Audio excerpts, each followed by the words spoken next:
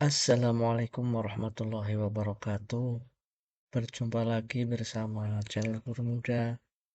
Pada kesempatan ini, saya akan membahas tentang kisi-kisi soal ulangan akhir semester genap Mapel Pendidikan Agama Islam dan Budi Pekerti tahun pelajaran 2021-2022 untuk kelas 10.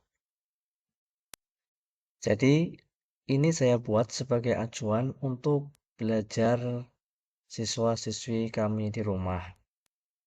Langsung saja untuk nomor 1.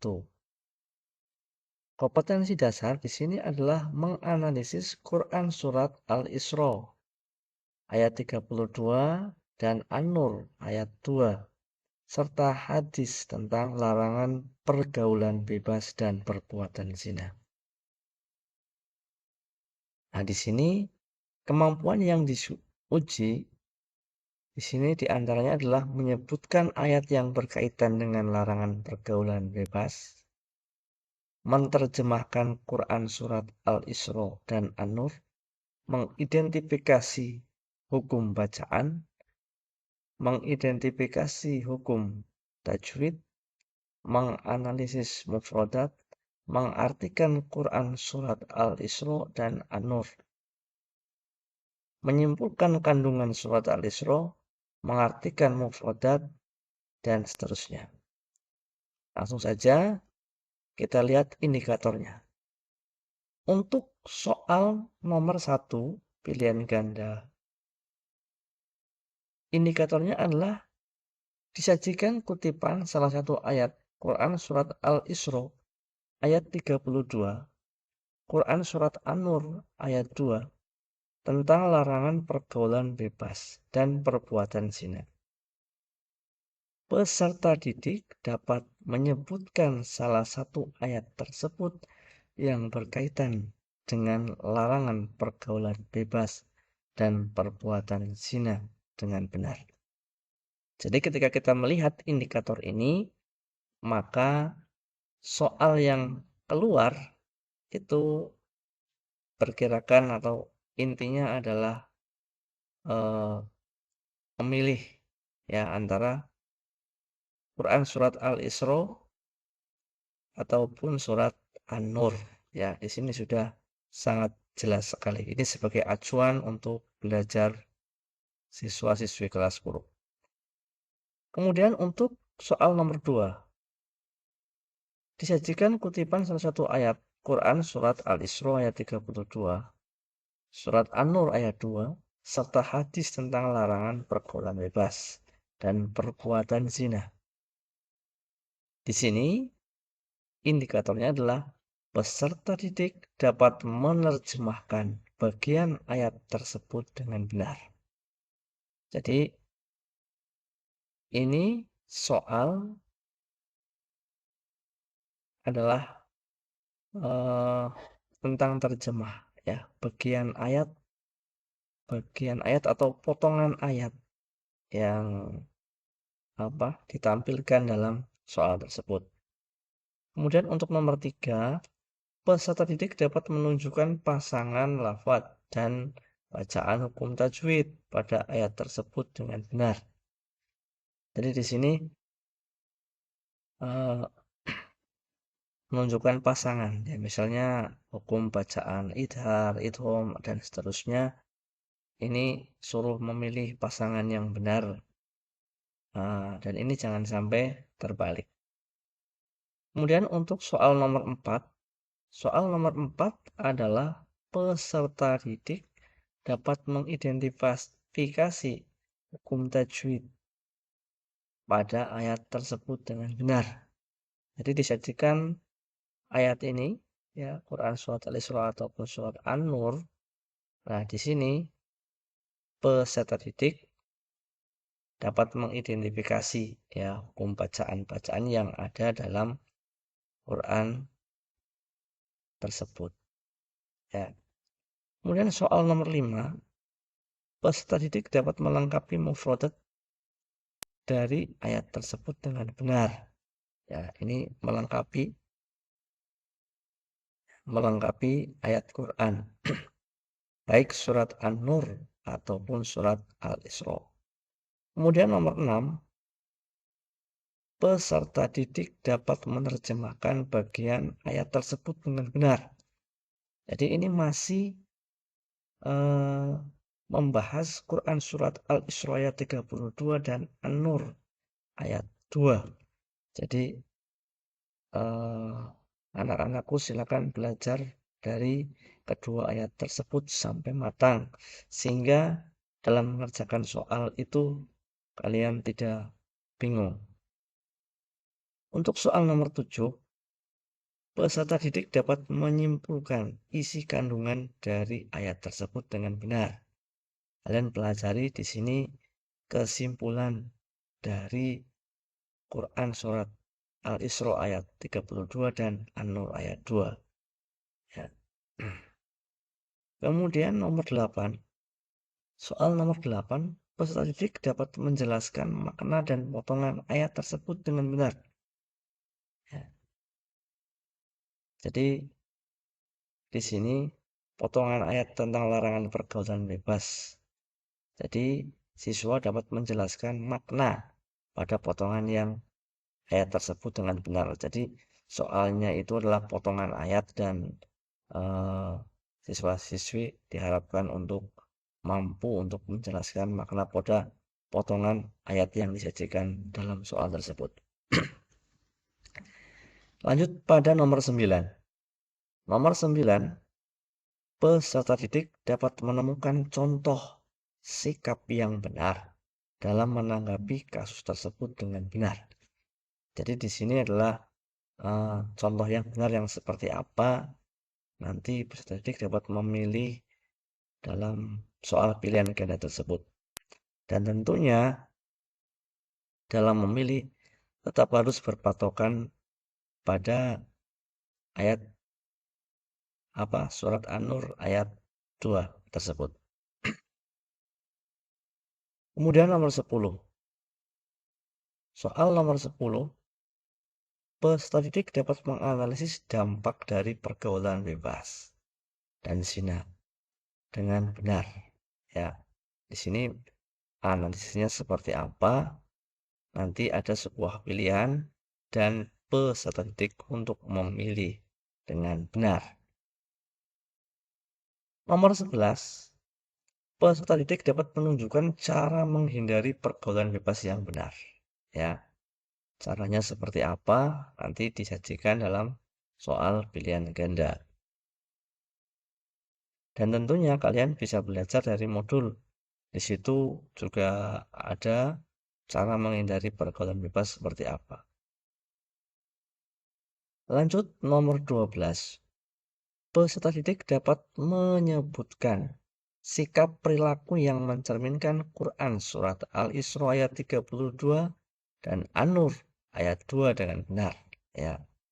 Jadi sikap yang diambil atau sikap atau perilaku setelah kita mempelajari Quran surat Al-Isra ayat 32 dan An-Nur ayat 2 yang sesuai itu yang seperti apa. Kemudian nomor 13.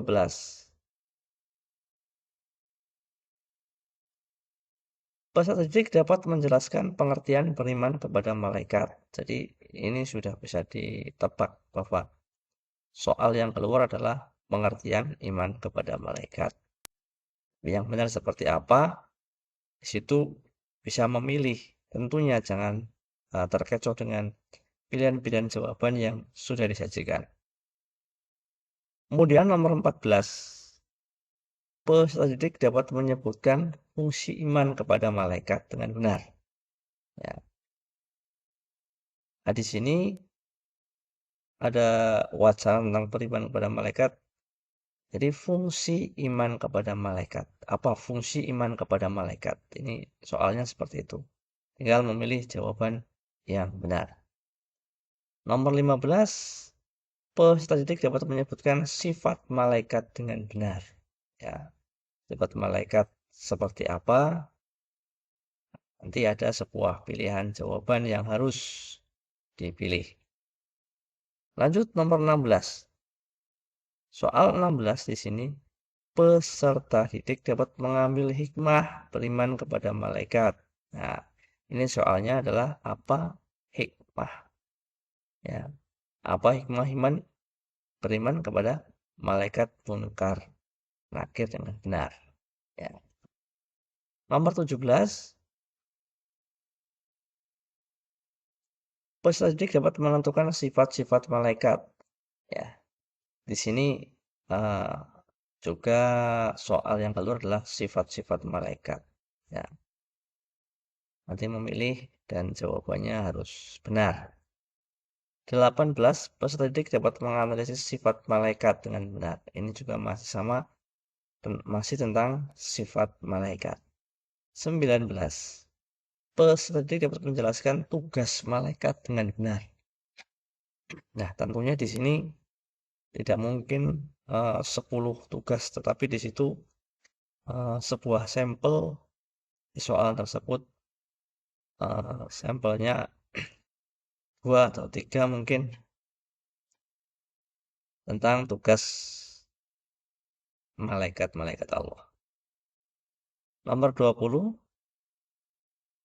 peserta didik dapat menyimpulkan hikmah beriman kepada malaikat Allah. Jadi hikmahnya apa? Yang sesuai. 21, peserta didik dapat menyimpulkan definisi tentang menuntut ilmu dengan benar. Jadi soalnya adalah jelas. Menuntut ilmu, pengertian menuntut ilmu adalah apa? Ya. Nomor 22, di sini peserta didik dapat memberikan contoh perilaku terhadap guru dengan benar. Maka di sini soal yang keluar adalah contoh perilaku terhadap guru, ya, yang seperti apa yang diajarkan dalam ajaran Islam. Lanjut nomor 23, peserta didik dapat mengklasifikasikan jenis ilmu yang fardu ain dan fardu kifayah dengan benar. Ya, jadi di sini hukum bacaan apa? Hukum daripada mempelajari ilmu di sini ada fardu ain, ada fardu kifayah. Jadi harus bisa membedakan antara keduanya. Lanjut nomor 24. Di sini peserta didik dapat menunjukkan kiat-kiat dalam menuntut ilmu dengan benar.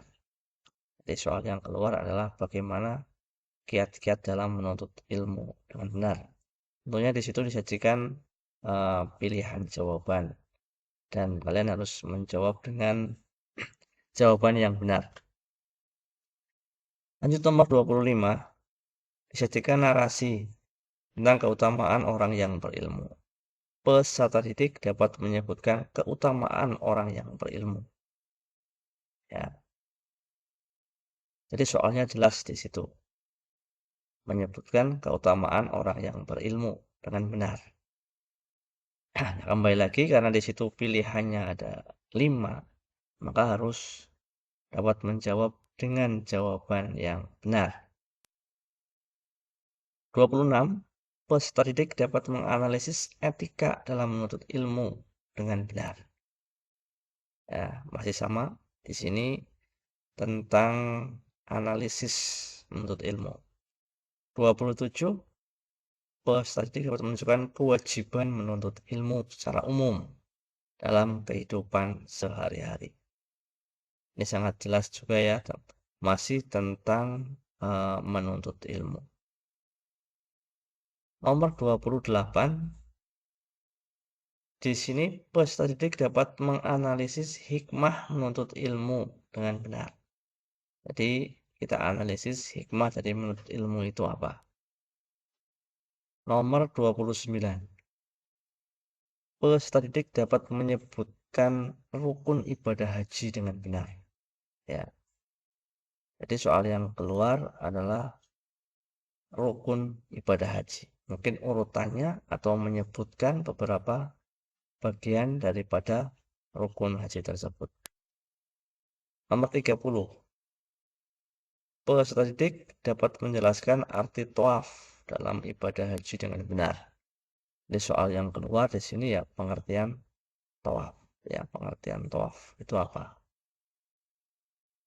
Lanjut nomor 31. Sajikan ilustrasi tentang ibadah haji.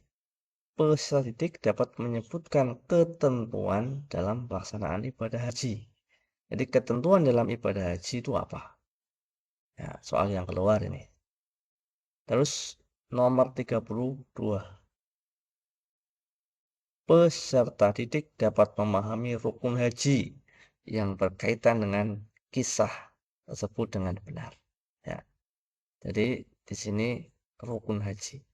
Poinnya adalah rukun haji di sini dihafalkan, dipahami agar bisa menjawab soal nomor 32. Kemudian nomor 33, peserta didik dapat menjelaskan syarat pelaksanaan ibadah haji. Jadi syarat pelaksanaan ibadah haji itu apa saja? Kalian bisa lihat, ya, bisa pelajari yang ada pada modul. Lanjut nomor 34. Disajikan narasi tentang macam-macam haji. Di sini peserta didik dapat mengidentifikasi macam-macam ibadah haji dengan benar. Ya, ibadah haji. Jadi proses ibadah haji itu meliputi apa saja? Kalian harus bisa memahami tentang ibadah haji tersebut. Kemudian soal nomor 35, ini yang terakhir. Di sini peserta didik dapat memahami pengertian zakat. Ya, jadi di sini soal yang kedua adalah pengertian zakat. Itu ya. Di sini masih ada beberapa soal, tapi karena yang disajikan atau untuk tes pada kesempatan ini hanya 35 soal, maka kalian cukup belajar 35 soal yang ada dalam kisi-kisi yang sudah kita bahas. Terima kasih, mudah-mudahan bisa bermanfaat. Wassalamualaikum warahmatullahi wabarakatuh.